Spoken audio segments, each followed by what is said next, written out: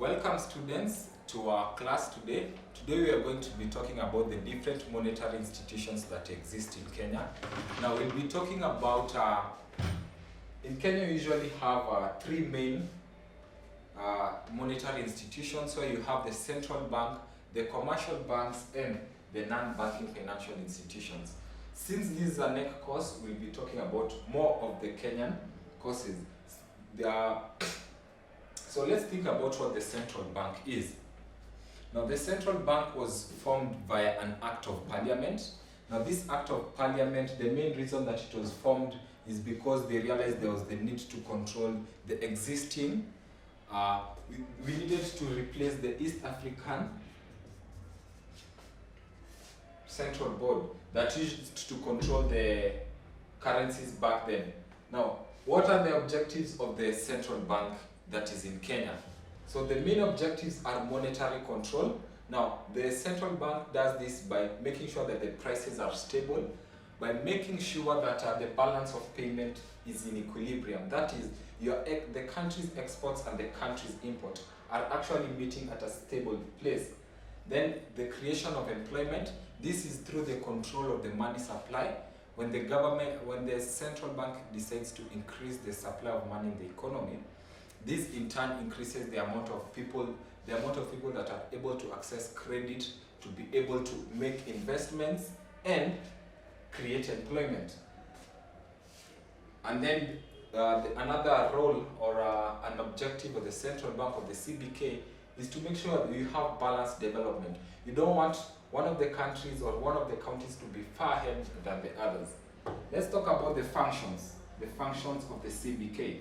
Okay? One of the main functions of the CBK is it is the banker for the commercial banks. That is, we are talking about KCB, Equity, and Standard Chartered, and so on, or Cooperative. All these banks need a banker, and in this case, that's the CBK's job. Another thing is that when the national government wants to invest or wants to use a banker, it always uses the Central Bank of Kenya. Now, we also call it the central bank as the lender of the last resort. That is, let's think of a company like KCB, okay? Now, KCB usually has to give out loans to other people. KCB usually has to pay a number of people's salary. What happens when KCB, the people want to take out their maybe 200 million in a day? Now, KCB does not have this amount of money in their vaults. Well, they may be having, we never know. But in a single branch, they may not have it. Therefore, they can go and get money from the central bank, since this is the lender of the last resort, where they take in a loan to be able to meet its financial needs at that particular moment. Then we have the currency issuance. That is, it is the job of the central bank to issue currency. That's why all Kenyan currency have the word the Central Bank of Kenya. Then they also administer public debt.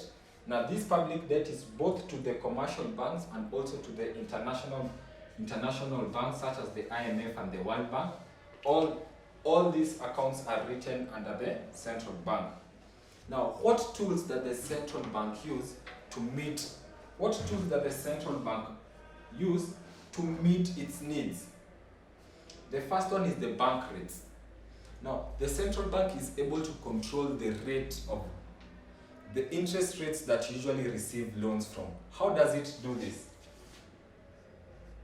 Since we've already talked about the central bank as the lender of last resort, what usually happens is this. Since all commercial banks are getting loans from the central bank, if, for example, the CBK gives KCB a loan at 7%, okay?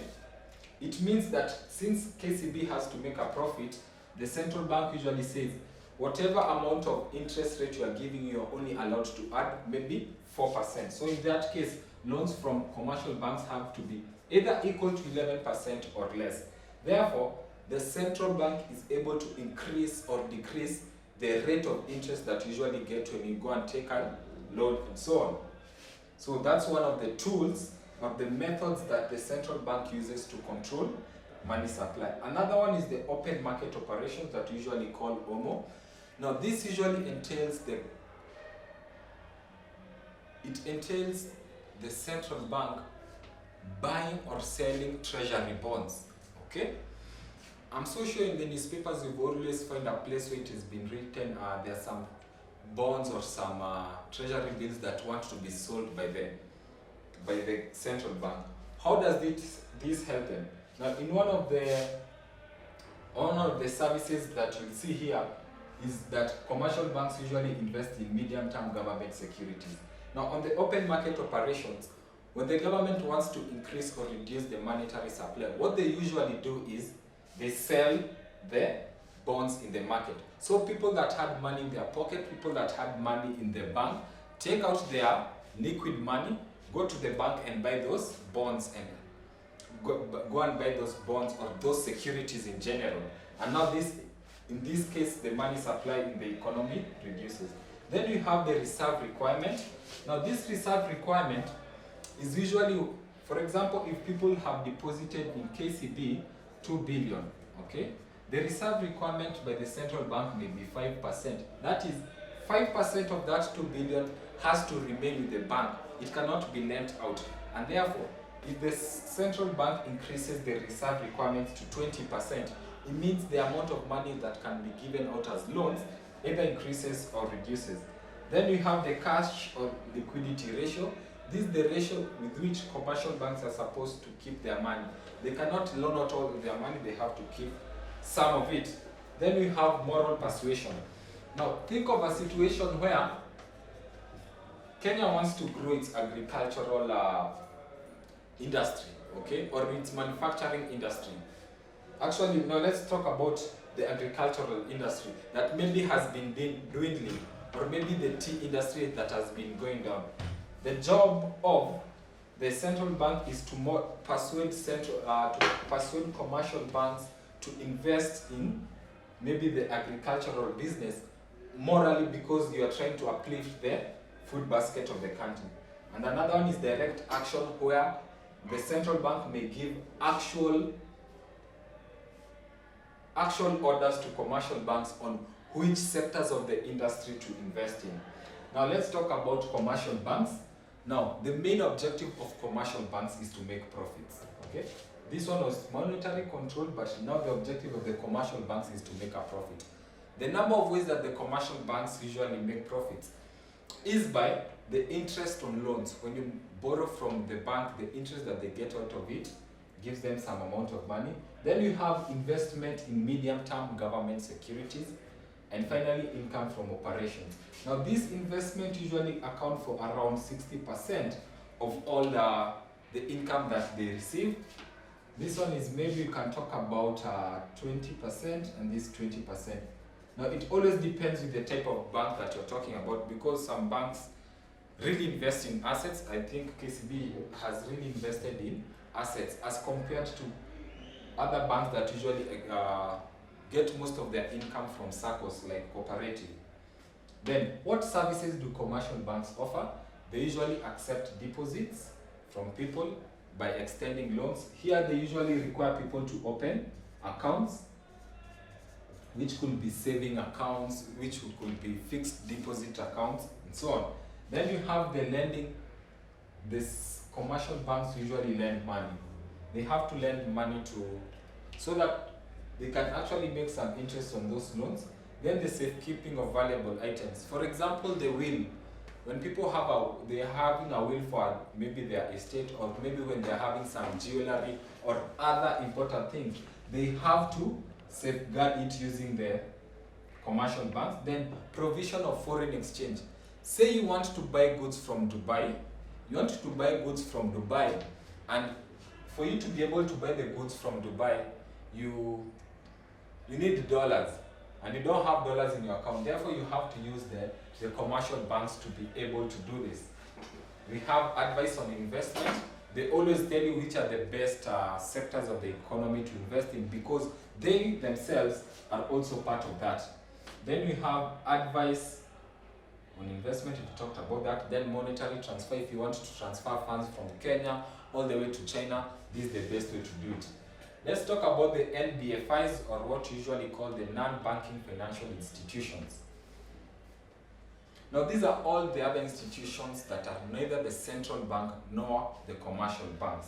Okay? The first one that we talk about are the development finance institutions. Now these are usually institutions that give people some funds to develop industries. For example, you usually have something like KIE that usually gives loans to industries in the industrial area to grow. Then you have the housing finance companies. These are companies that help to finance mortgages, help to finance the building of houses and so on. Examples are, maybe you can think of Centum, you can also think of the Housing Finance of Kenya and so on. Then you have the SACCOs. These are the ones that have really proliferated. They have really filled up the market, the SACCOs, because a lot of people join SACCOs and so on. The main reason for these non-banking financial institutions is to fill in the gap that is usually made by that is usually received when commercial banks are unable to give some loans to to the things that people need. For example, there's no way you go and get insurance from cooperative. That's why you have a non-banking financial institution that allows you to insure your goods and your others, that allows you to insure your businesses and other properties. That's all for today. Let's meet in the next lesson to discuss other things.